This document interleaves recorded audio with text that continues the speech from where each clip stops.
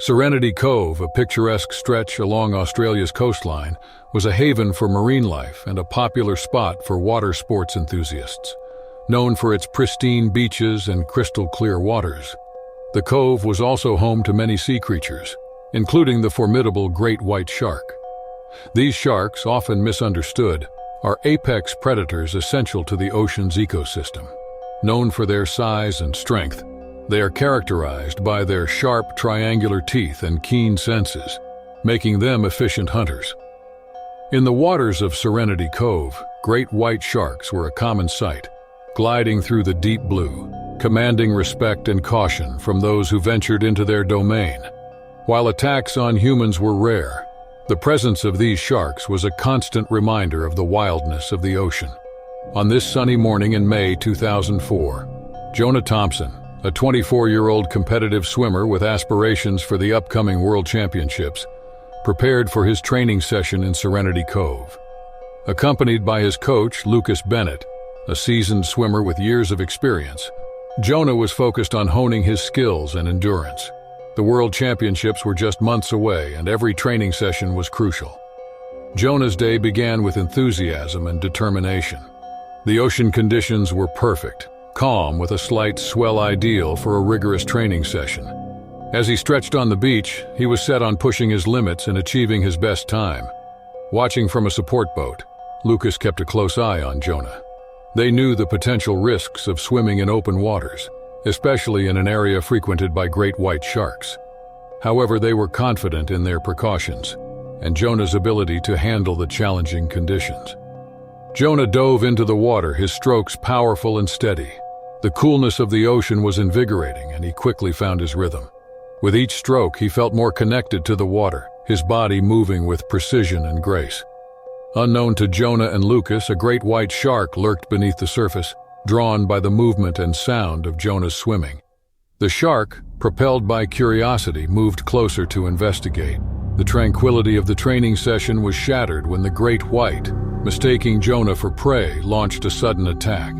The shark's powerful jaws snapped shut on Jonah's leg, pulling him underwater.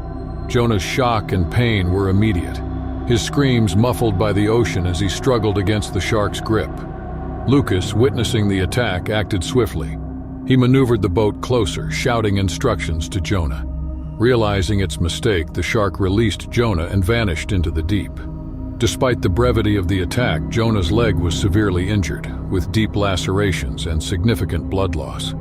Lucas reached Jonah within moments, pulling him aboard the boat. He quickly applied first aid, doing his best to control the bleeding.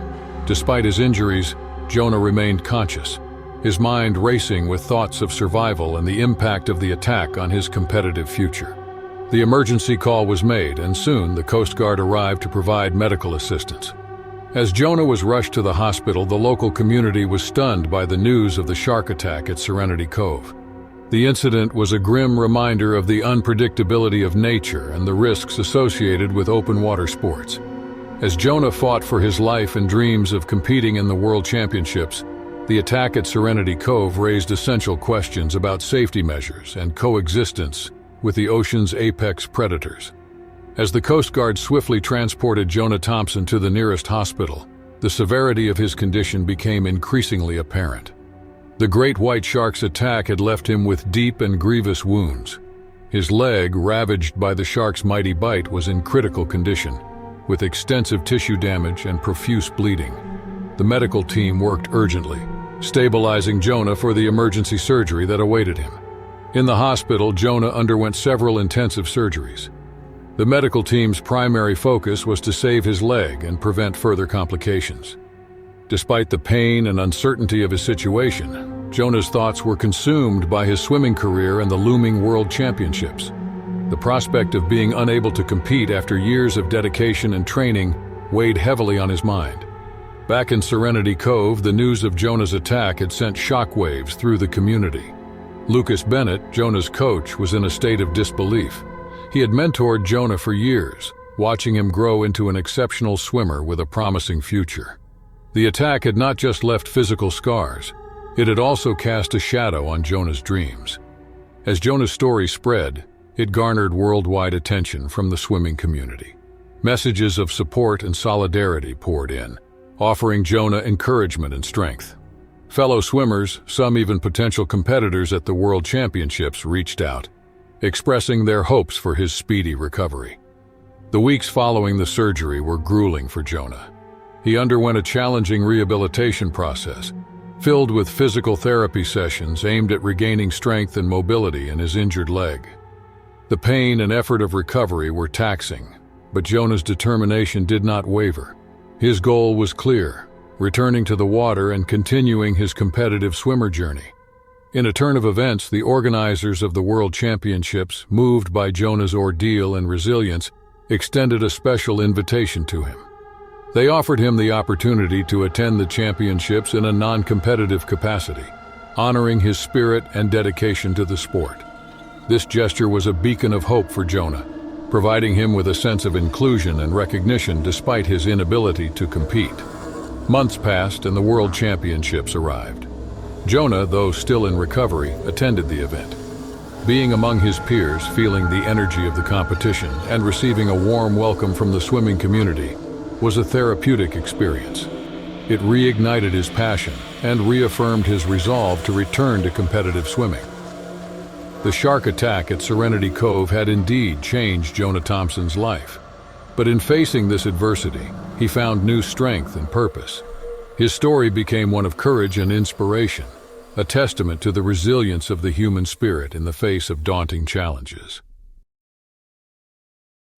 Coral Haven, a picturesque and tranquil spot along the Great Barrier Reef in Australia, was a paradise for divers and snorkelers. Known for its vibrant coral formations and diverse marine life, the area was a popular destination for families and marine enthusiasts. Among its underwater inhabitants were various sharks, both feared and admired. While most sharks in Coral Haven were harmless to humans, the presence of larger species like the reef shark added an element of unpredictability to the waters.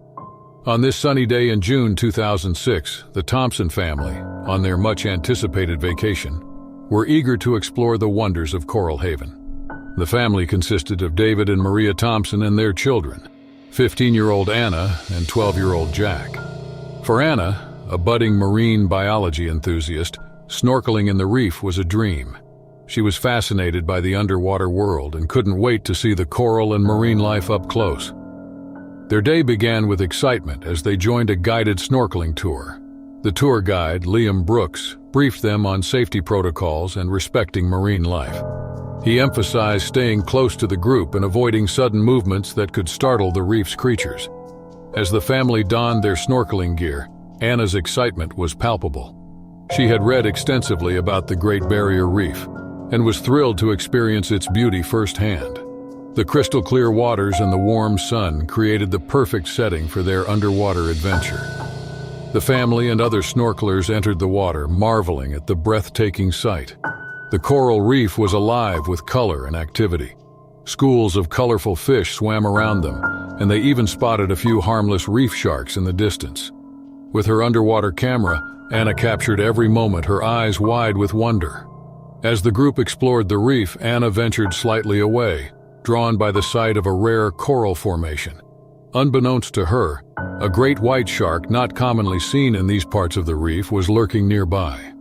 This shark, while not typically aggressive towards humans, could be unpredictable, especially if it felt threatened or startled. Suddenly, without warning, the shark darted towards Anna. Its sleek, powerful body cut through the water with incredible speed.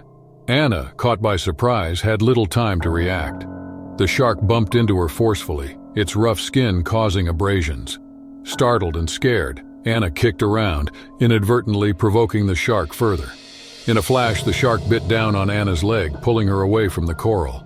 She screamed through her snorkel, the sound muffled by the water. The attack was sudden and vicious, leaving Anna in a state of shock and pain. David and Maria, hearing the commotion, turned to see their daughter struggling with the shark.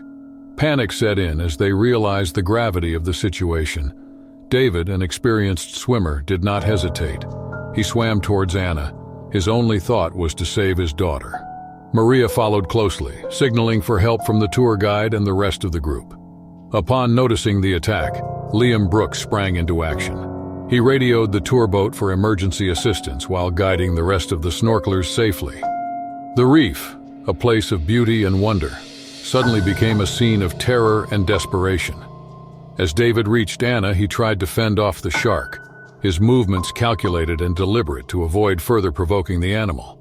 The shark, having released Anna, circled back, its instincts heightened. David shielded his daughter, ready to protect her at all costs. The moments that followed were tense and fraught with danger.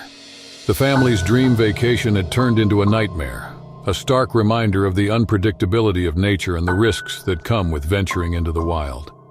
The struggle in the waters of Coral Haven continued, with David Thompson desperately trying to protect his daughter Anna from the shark's repeated advances. Confused and agitated by the commotion, the shark made several more passes at them. Using all his strength and courage, David kept the shark at bay, shielding Anna with his own body. Maria Thompson, although terrified, swam toward her husband and daughter with determination. She knew that staying calm and collected was crucial in this life-threatening situation. Their guide, Liam Brooks, swiftly joined them, equipped with a safety stick to ward off the shark. His experience and quick thinking were vital in those critical moments. The tour boat, alerted by Liam's emergency call, arrived at the scene. The crew, trained for such incidents, helped pull Anna and her family aboard. Anna, pale and in shock from the attack, was quickly attended to by the crew. She had sustained deep lacerations on her leg from the shark's bite, and immediate medical attention was necessary to prevent further blood loss. Anna was kept stable and conscious as the boat raced back to shore. Still in shock, her parents stayed by her side, comforting her and trying to keep her calm. The fear and panic of the attack slowly gave way to relief that they were safe and on their way to get help. Upon reaching the shore, Anna was immediately taken to the nearest hospital. The medical staff acted swiftly, treating her injuries with utmost care and precision. Fortunately, the prompt response and Anna's physical fitness as a young swimmer played a crucial role in her survival and recovery. The news of the shark attack at Coral Haven quickly made headlines, reigniting discussions about safety measures for swimmers and snorkelers in shark-inhabited waters. Authorities and marine experts emphasized the importance of following safety guidelines and respecting marine life to avoid such dangerous encounters. In the following days, Anna's condition stabilized, and her recovery was steady, though she faced a lengthy rehabilitation process. The trauma of the attack left its mark, not just physically but also emotionally, on Anna and her family. The support from the community, both locals and the wider public, was overwhelming, offering words of encouragement and strength. The Thompson family's vacation, meant to be a memorable experience exploring the wonders of the Great Barrier Reef, was a testament to their resilience and bond. The terrifying encounter with the shark was a harsh reminder of the unpredictability of nature and the inherent risks of venturing into the wild. Whispering Waves Cove, a secluded and scenic area along the Australian coastline, was renowned for its rich marine life and attractive deep-sea fishing spots. With its crystal-clear waters and abundant fish populations, the cove also harbored one of the ocean's most formidable predators, the great white shark. These awe-inspiring creatures, known for their size, strength, and distinctive white underbellies, roamed the deeper waters of the cove. While great white sharks were not commonly aggressive towards humans, their presence was thrilling yet cautionary for those exploring these waters. Great white sharks are vital to the ecosystem in this diverse marine habitat. As apex predators, they helped maintain the balance of marine life, ensuring the health of the underwater world. On this bright and breezy morning of the 13th of August 2006, experienced fisherman 45-year-old Michael Harris embarked on a solo fishing trip to the deeper waters of Whispering Waves Cove. Aboard his trusted boat, the Seafarer, Michael looked forward to a day of peaceful fishing in the vast expanse of the ocean. Fishing was his passion and escape, a time for solitude amidst nature's grandeur. As Michael set sail, the calm sea and the warm sun promised a perfect day out. He had heard stories of great white sharks in these parts but had never encountered one. His focus was on the catch of the day, armed with his fishing gear and years of experience. Michael reached his favorite fishing spot and cast his lines into the deep blue waters. The quiet rock and sway of the Seafarer were comforting, a familiar rhythm he had come to love. He waited patiently, hoping for a bountiful catch. Unbeknownst to Michael, a great white shark was silently gliding through the waters beneath his boat. Great white sharks, curious and intelligent, often investigated objects floating on the surface, especially if there were hints of potential food. The tranquility was suddenly broken when the shark, possibly drawn by the bait or the catch on Michael's lines, surged upwards and collided with the boat. The impact was immense, jolting Michael off his feet and shaking the seafarer to its core. Startled, Michael realized the gravity of the situation. A great white shark had just attacked his boat. The shark circled and rammed the boat again with more force. The impact caused significant damage to the boat's hull, and water began to rush in. Gripped by fear and urgency, Michael knew he had to act quickly to save himself. In a frantic effort, he tried to radio for help, sending out a distress signal with his location. He then attempted to salvage what he could, using emergency supplies to slow the water intake. But the damage was severe, and the seafarer began to sink rapidly. Michael was in a dire situation, stranded in open waters with a great white shark nearby. As the boat sank beneath him, he clung to a piece of floating debris, his mind racing with thoughts of survival. The calm ocean around him now seemed like an endless, treacherous expanse. The peaceful fishing trip had turned into a terrifying ordeal, a stark reminder of the unpredictability of the ocean and its formidable inhabitants. As Michael floated alone, waiting for rescue, the vastness of the sea and the unknown depths below held a new meaning, a reminder of nature's untamed power. Stranded in the open ocean, Michael Harris clung desperately to the remains of his boat, the Seafarer. His situation was dire, miles from shore, alone, and with the knowledge that a great white shark lurked in the waters below. The vast expanse of the sea, once a source of solace and joy, now represented an immense danger. As the sun climbed higher, the reality of his predicament set in. Michael knew he had to keep his wits about him to survive. He scanned the horizon for any sign of rescue, hoping his distress signal had been received.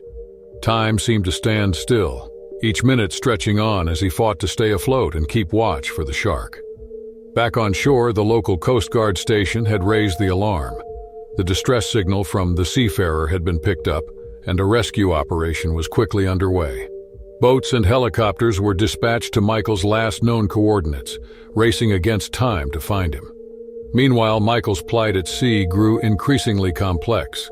The great white shark, perhaps intrigued by the wreckage or sensing Michael's vulnerability, made occasional appearances, its dorsal fin slicing through the water's surface. Each sighting sent a jolt of fear through Michael, reminding him of the imminent danger he faced. In a stroke of luck, a passing fishing boat out on a day trip spotted Michael's floating debris. The fishermen quickly maneuvered their boat towards him, shocked at the sight. As they pulled him aboard, Michael's relief was palpable. He was weak, sunburned, and dehydrated but alive. The fishermen radioed the Coast Guard to inform them of Michael's rescue and returned to shore. Michael's return to land was met with relief and gratitude. His family, alerted to his situation, were overcome with emotion upon seeing him safe. The local community, familiar with Michael and his love for the sea, celebrated his miraculous survival. In the days that followed, Michael's story became a testament to the resilience of the human spirit in the face of overwhelming odds. The local authorities commended the fishermen who rescued him and highlighted the importance of safety measures at sea, especially in areas known for shark activity. As for Michael, the experience had a profound impact on him. He had faced one of the ocean's most formidable predators and survived. While he knew he would eventually return to the sea, his respect for its power and unpredictability had deepened. Crystal Wave Beach, a coastline in California, was a hot spot for water sports enthusiasts. Its azure waters and consistent waves made it an ideal location for jet skiing, surfing, and other aquatic adventures. The great white shark was respected and feared among the marine life in this region. Known for their size, power, and predatory instincts, great white sharks were a common sight in the deeper waters of Crystal Wave Beach, though interactions with humans were rare. On this sunny April morning 2014, professional jet skier Natalie Cooper prepared for a practice session at Crystal Wave Beach. A skilled and fearless competitor, 30-year-old Natalie was known for her daring stunts and love for speed on the water. Today's practice was crucial as she was gearing up for an upcoming national jet ski championship. The day she started with promise. The sun shone brightly in the sky and the sea was calm, with just enough waves to add excitement to her ride. Full of energy and focus, Natalie revamped her jet ski, Aqua Blitz, and zoomed off into the open waters. Meanwhile, beneath the surface of Crystal Wave Beach, a great white shark moved stealthily. While primarily feeding on seals and fish, great whites are known to be curious animals, often investigating objects on the water's surface. As Natalie executed her maneuvers with precision and flair, the great white shark took notice. The speed and motion of the jet ski may have piqued the shark's curiosity, drawing it closer to Natalie. Amid a high-speed turn, Natalie was unaware of the looming danger beneath her. Suddenly, in a terrifying moment, the great white shark leaped out of the water, colliding with Aqua Blitz. The colossal impact sent Natalie flying off her jet ski and into the water. The suddenness and violence of the collision left Natalie stunned and disoriented. She struggled to surface, gasping for air. Having made contact with the jet ski, the shark circled back, its primal instincts aroused by the commotion. An experienced swimmer, Natalie knew she had to stay calm to survive this unprecedented situation. However, the shark was relentless. It swam towards her, its massive jaws opening. In a split second, it bit down on her leg, pulling her underwater. The struggle that ensued was intense and frightening. Natalie fought to free herself from the shark's grip, her training and instinct for survival kicking in. The shark, realizing that Natalie was not its usual prey, eventually released her, but not before inflicting severe injuries. Meanwhile, on shore, witnesses to the accident immediately called for emergency services. The beach lifeguards sprang into action, rushing towards Natalie's location on their rescue jet skis. As the lifeguards approached, the great white shark disappeared into the depths, leaving a trail of blood in the water. Natalie, severely injured but conscious, was quickly retrieved from the ocean and brought back to shore. The beach, usually a place of leisure and fun, became a scene of urgency and concern. Paramedics attended to Natalie, stabilizing her condition and providing first aid for her injuries while preparing for her immediate transfer to the hospital. The news of the shark attack at Crystal Wave Beach spread rapidly, stirring a mix of shock and concern among the community and Natalie's fellow jet skiers. As the ambulance sirens wailed through the streets towards the nearest hospital, Natalie Cooper lay inside, fighting through the pain. Her leg, severely wounded from the shark's bite, was a mess of torn flesh and ragged wounds. The paramedics worked tirelessly, doing everything in their power to stop the bleeding and stabilize her condition. Despite her agony, Natalie clung to consciousness, her mind racing with thoughts of her future, career, and passion for jet skiing that now seemed so distant. Authorities quickly cordoned off the area of the attack, advising swimmers and water sports enthusiasts to stay out of the water. Marine biologists and shark experts were called in to assess the situation and to track the shark responsible for the attack. The local government held an emergency meeting to discuss safety measures and the incident's implications for future water activities. Meanwhile, at the hospital, Natalie's condition was critical but stable. The doctors had managed to control the bleeding, but the damage to her leg was severe. She required multiple surgeries, and the road to recovery would be long and arduous. Natalie's family arrived at the hospital, their faces etched with worry and concern. They stood by her bedside, offering words of comfort and support. Natalie's brave fight for recovery became a local news sensation in the following days. Her story, marked by her passion for jet skiing and her tragic encounter with one of nature's most feared predators, resonated with many. Messages of support and wishes for a speedy recovery poured in from all over the country, and the jet skiing community rallied to show their support for one of their own. After months, Natalie's determination and resilience shone through. Her recovery was slow but steady, with physical therapy sessions helping her regain strength in her injured leg.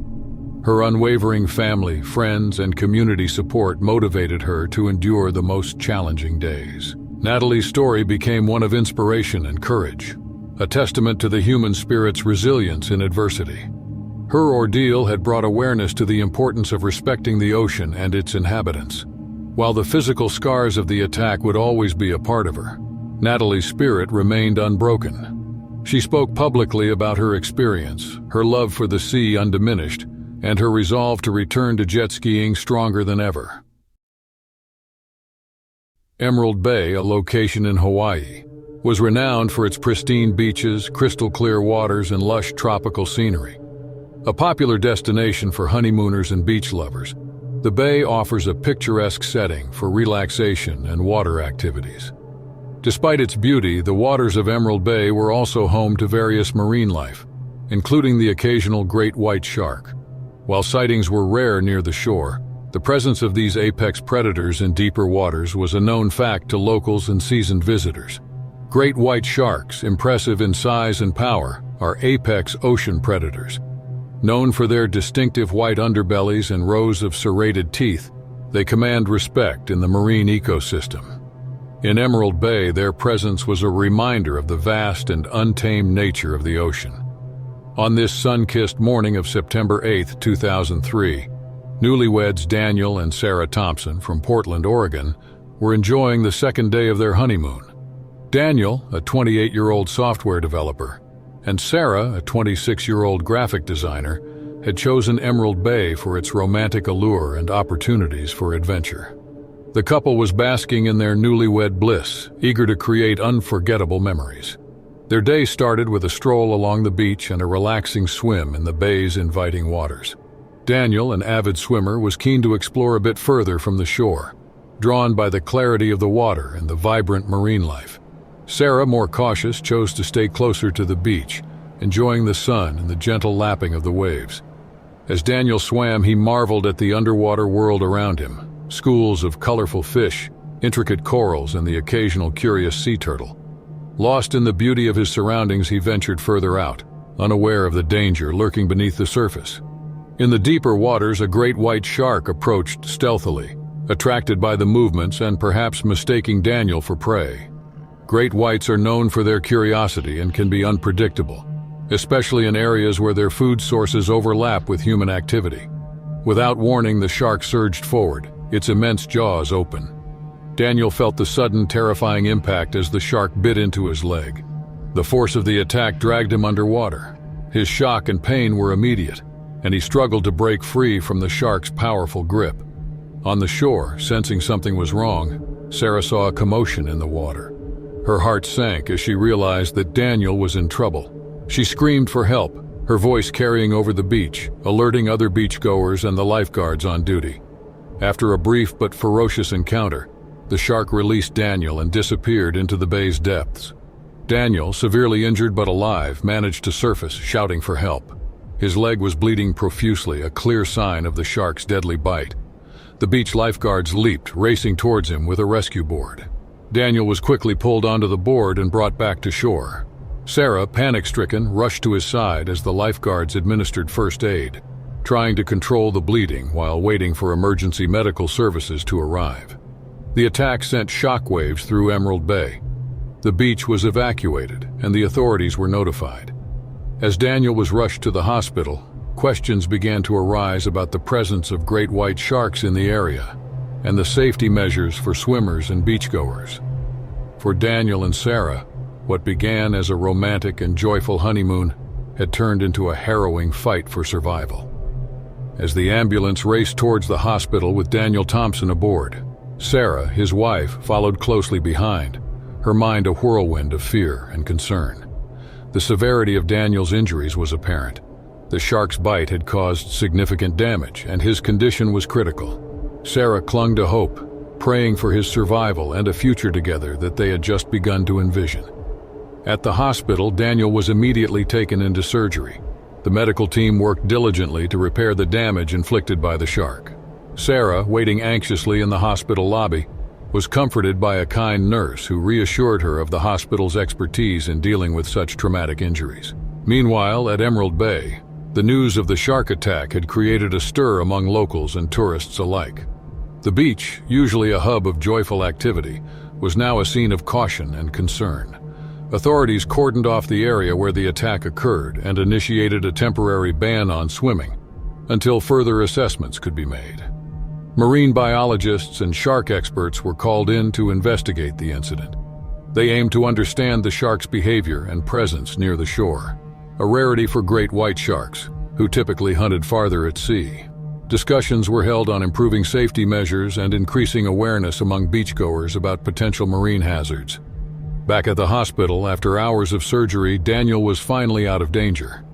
The operation was successful, but the road to recovery would be long and challenging. He would need extensive physical therapy, and the psychological impact of the attack was yet to be determined. Sarah, relieved that Daniel had survived the surgery, remained steadfastly by his side, her love and support unwavering. In the days following the attack, Daniel's story garnered media attention. The ordeal of the young couple on their honeymoon, shattered by a rare and terrifying shark attack, captured the hearts of many. As Daniel began his recovery, he was overwhelmed by the outpouring of love and support from strangers and loved ones alike. His spirit, though tested, remained strong. He found solace in Sarah's constant presence and the shared determination to overcome this unforeseen challenge that had so abruptly intruded into their lives. In response to the incident, the local authorities at Emerald Bay implemented new safety protocols. Regular patrols and monitoring for shark activity were increased, and educational campaigns on marine safety were intensified. Beachgoers were now more informed and cautious, a change brought about by the stark reminder of nature's unpredictability. Months passed, and Daniel made significant progress in his recovery. The physical scars remained, but they symbolized his survival and resilience. The couple's bond, forged through love and tested by adversity, grew more assertive. They began to plan for the future again, a future that held new meaning and appreciation for life's fragility and the power of love. Neptune's Cove, a location off the coast of South Africa, was a marine researcher's paradise. Neptune's Cove was an ideal location for scientists studying these magnificent creatures, known for its rich biodiversity and as a hotspot for great white shark sightings. Great white sharks, known for their impressive size, robust build, and keen predatory instincts, were frequently observed in this area, making it a prime spot for research and observation. On this crisp May morning in 2007, Dr. Emily Foster, a young and ambitious marine researcher specializing in shark behavior, prepared for a day of fieldwork at Neptune's Cove. Emily, 28, had devoted her career to understanding great white sharks, aiming to contribute to conservation efforts and debunk common myths about these often misunderstood animals. Accompanied by her research team, including her close colleague and friend, Dr. Alex Martinez, Emily set out on their research vessel, the Explorer. They planned to observe and document the behaviors of great white sharks in their natural habitat, using underwater cameras and tracking devices. Emily's excitement was palpable. Every encounter with these sharks provided valuable insights and data for her research. Emily and Alex prepared their equipment as the Explorer reached the designated study area. The sea was calm, with clear visibility, perfect conditions for their research. Emily, geared up in her diving suit and equipped with a camera, was ready to enter the water. Her extensive training and experience had always given her confidence during these dives, but she respected the inherent risks. In the water, Emily was in her element. She marveled at the underwater world around her, the vibrant marine life, the play of light through the water, and the sense of peace that enveloped her. Soon she spotted a great white shark in the distance. It was a magnificent specimen, gracefully gliding through the ocean. Captivated, Emily followed the shark at a safe distance, observing its movements and behavior. Her camera captured every detail, from the mighty swish of its tail to the almost curious tilt of its head. But as she ventured further, she inadvertently came between the shark and its potential prey, disrupting its natural hunting pattern. Without warning, the situation escalated. The great white shark, possibly feeling threatened or agitated by Emily's presence, turned towards her. In a swift and unexpected movement, the shark charged. Emily's heart raced as she saw the shark's open jaws approaching her. Instinctively, she tried to move out of its path, but the shark was too fast, too agile. It bit down on her leg, pulling her with immense force. The world around her turned into a blur of panic and pain. Witnessing the attack from the Explorer, Alex immediately signaled the emergency. The crew sprang into action, launching a rescue operation. Emily struggled to free herself from the shark's grip on the water. Her knowledge of shark behavior was her only advantage in this life-threatening encounter. The shark, realizing Emily was not its usual prey, released her after a few tense moments. Emily, injured but alive, was quickly pulled back onto the boat by her team. Her leg was severely wounded, with deep lacerations from the shark's teeth. As the explorer raced back to shore, the team provided first aid to Emily, trying to control the bleeding and keep her conscious. The shock of the attack was overwhelming, but Emily's fighting spirit was evident. She knew the risks involved in her work, but nothing had prepared her for this. The news of the shark attack on a marine researcher at Neptune's Cove spread quickly. The local authorities and the marine research community were stunned. Emily's encounter with the great white shark she had dedicated her life to studying was a harsh reminder of the unpredictability of nature and the risks of close encounters with wild animals. As the research vessel, the Explorer, made its way back to the shores of Neptune's Cove, Dr. Emily Foster, despite her excruciating pain, remained conscious, her mind grappling with the day's harrowing events. The boat docked urgently, and paramedics were already waiting to rush her to the nearest hospital. The bite wounds on her leg were severe, a stark testament to the great white shark's fearsome power. In the hospital, the medical team worked swiftly. Emily underwent emergency surgery to treat the extensive injuries to her leg. Her colleague, Dr. Alex Martinez, and the rest of the team waited anxiously in the hospital, their minds weighed down by concern and guilt. They had never expected their routine research expedition to become life-threatening. Meanwhile, news of the shark attack on a marine researcher made headlines, stirring both the local community and the international marine science fraternity. Emily's story sparked debates and discussions about the dangers of close encounters with wildlife in their natural habitats, especially concerning apex predators like the great white shark. Back at the hospital, Emily's surgery was successful, but the road to recovery would be long and arduous.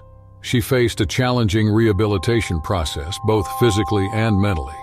The incident had not only left physical scars, but had also shaken her deeply, making her question the very nature of her work and passion. During her recovery, Emily had time to reflect on her experience. Though terrifying, she realized that her encounter with the great white shark had given her a unique insight into these misunderstood creatures. It also highlighted the importance of respecting wildlife and maintaining a safe distance, especially in research. Months later, Emily made a significant decision. She returned to Neptune's Cove, not to dive, but to observe and continue her research from the safety of her boat. This decision marked a new chapter in her life, where she could balance her passion for marine research with the lessons she had learned from her near-fatal encounter.